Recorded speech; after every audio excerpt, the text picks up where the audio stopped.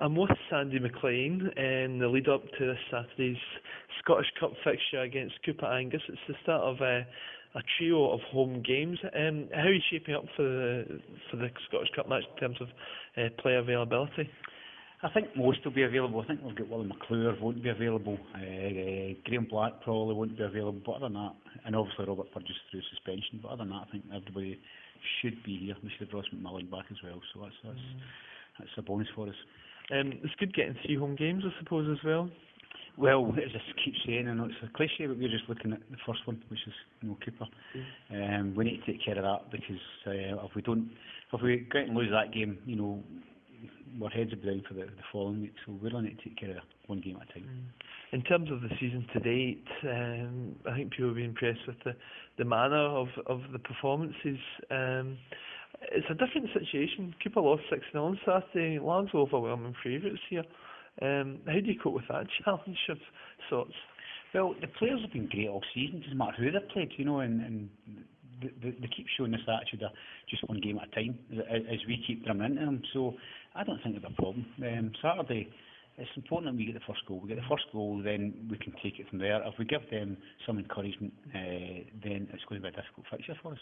You mentioned the likes of Black and McClure still carrying injuries. What's the sort of long-term status for them?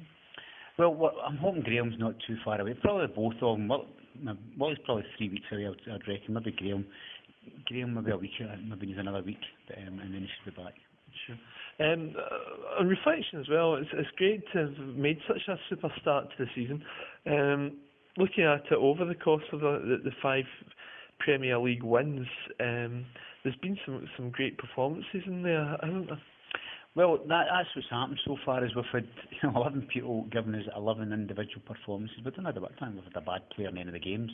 I think the last game, as we said before, at Bellshill wasn't the greatest, but we still have people within the group that are willing to go the extra mile for their mates, and that's what has brought this run, is the fact that they work that hard for each other.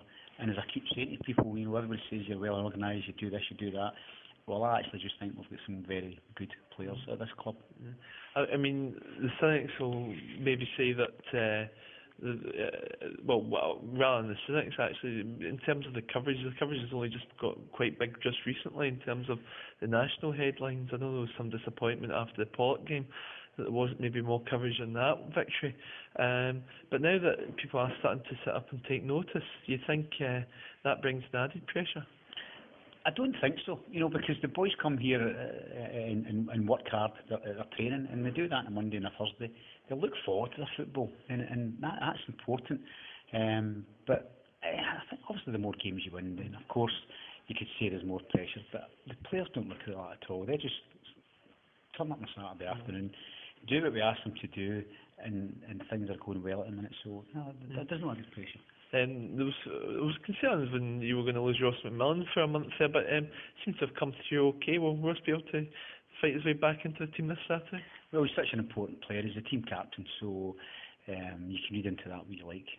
But no, initially we thought we were losing for the whole month. It then transpired it was only 3 games. One of those games was the Villa Clay game that got cancelled, so we kind of want to watch there. And then to go and show the strength or quality that we have when we beat Pollock, when we put Robert in at centre back, and in the following game we put Thomas Malloy in at centre back, and we still managed to, we never skipped a beat. So that's a real pleasing thing, and it's something I've been saying to people.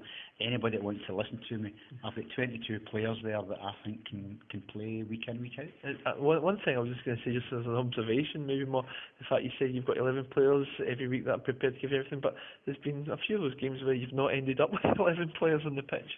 Well, these things happen in football, and it's the reason that we all come and watch it. It's talking points. Robert getting sent off, should have been sent off. You look at the Urban Meda game. We've had people who could hardly walk at the end of that game. We finished with 11 certainly, but it was a walking winded at the end of that. That's what you come and watch football for. In terms of the actual, let's say this week with Coupar Angus, I did ask you last week, what do you know? And you said you knew nothing at all. Do you know a little bit more about them? Yeah, Pat went to watch them Saturday, and we've already had a good rundown on them. We'll leave that, we'll park that out the road and get on with our own stuff on Thursday night, and then we'll come back and refresh the players' memories on Saturday prior to the game. But as I say, you know, we can only take care of ourselves, and if we do that, then we like to think we'll win more games than we won't this year. Okay, Sandy, thanks very much.